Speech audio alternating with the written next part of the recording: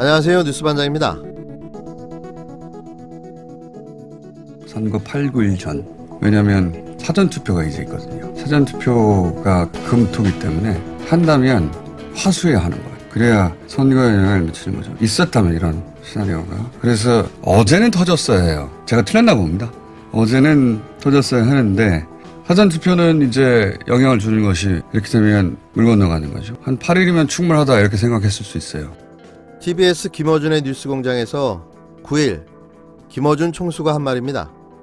저들의 총선용 정치공작 시나리오는 착착 진행되고 있었습니다.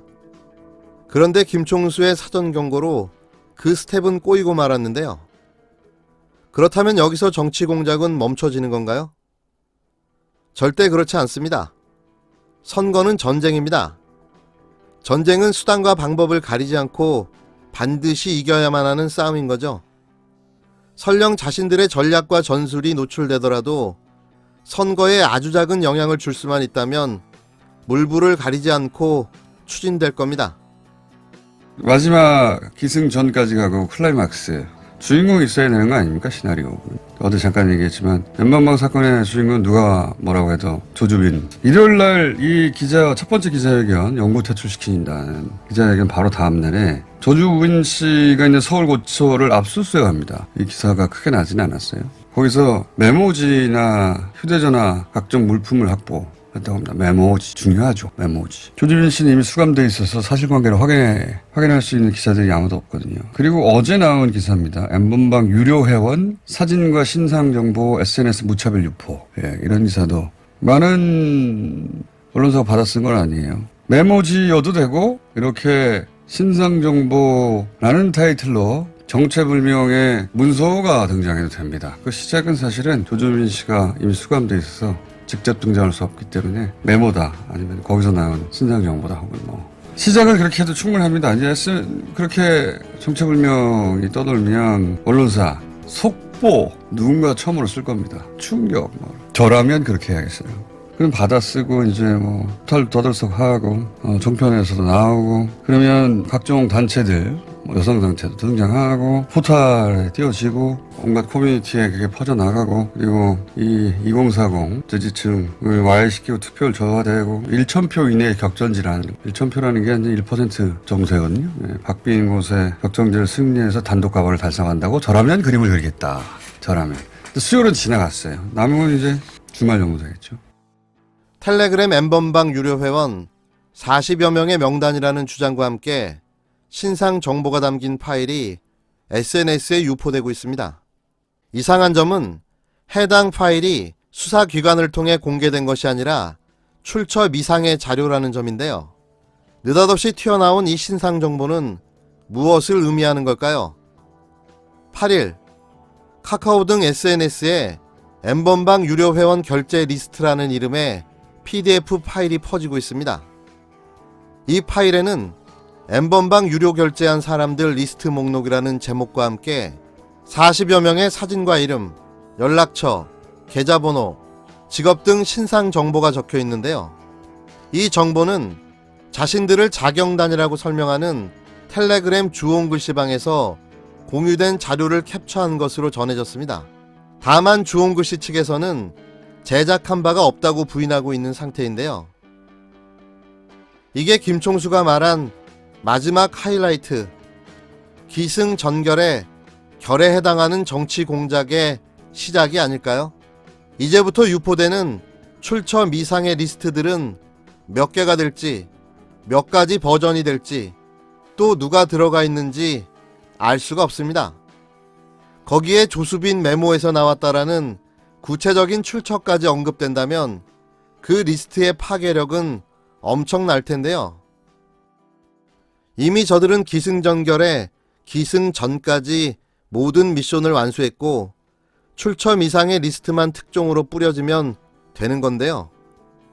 왜 이걸 안 하겠습니까? 너무 당황한 나머지 타이밍을 놓쳤을 뿐인 거죠. 저는 반드시 이번 주에 저들의 정치공작 총공세가 이루어질 거라 생각합니다. 김 총수가 이야기한 출처 미상의 리스트가 특종으로 뿌려질 수도 있고 라임 자산 운용사와 관련된 루머가 도배될 수도 있습니다. 이도저도 안 되면 윤석열 검찰청장 사퇴라는 초강수까지 등장할지도 모르는데요. 이 중에 가장 임팩트가 큰 건 윤석열 사퇴가 될 듯합니다. 현 정권의 정치 탄압의 희생양으로 포장돼 양심 선언과 비슷한 사퇴 기자회견을 한다면 선거 판세에 엄청난 영향을 주게 될 텐데요. 항상 저들은 우리가 상상하는 것 이상이었습니다. 설마는 있을 수 없습니다. 저희가 상상하는 게 오히려 진실에 가까울 수도 있다는 이야기입니다. 저들은 엎친 데 덮친 격으로 연일 쏟아져 나오는 막말 때문에 무척 난감해하고 수습하느라 정신이 없는데요. 이런 국면을 전환하기 위해서라도 무리수를 둘 수밖에는 없는 거죠. 그래서 최후의 발악이 곧 시작된다고 확신하는 겁니다.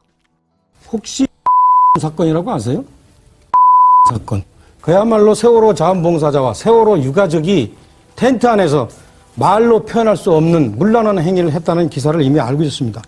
그럼에도 불구하고 자숙하기는커녕 박근혜 대통령 세월호를 이용해서 억지 누명을 씌워서 쫓아내고 권력을 획득한 자들, 그리고 지금까지 그거를 우려먹는 자들, 그분들을 향해서 저는 그런 얘기를 한 겁니다.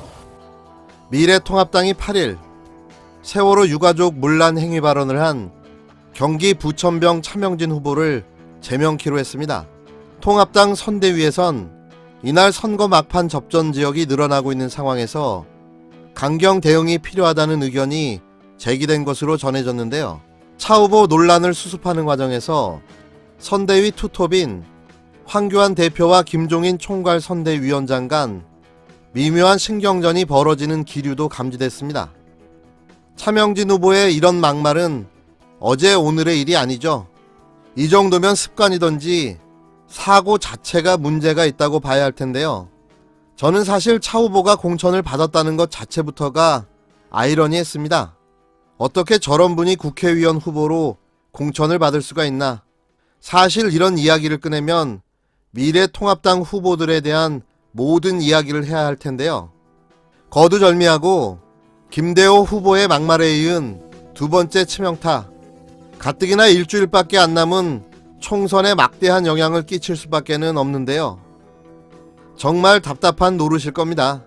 오죽 답답하면 김종인 위원장이 이 당은 왜 이러냐면서 크게 화를 낸 것으로 전해졌는데요. 그 당을 선택하고 그곳으로 간 분이 본인입니다.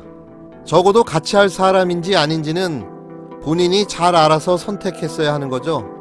마지막 선거가 될지도 모르는 노욕의 선거 요정 김종인의 마침표가 썩 좋아 보이지는 않습니다.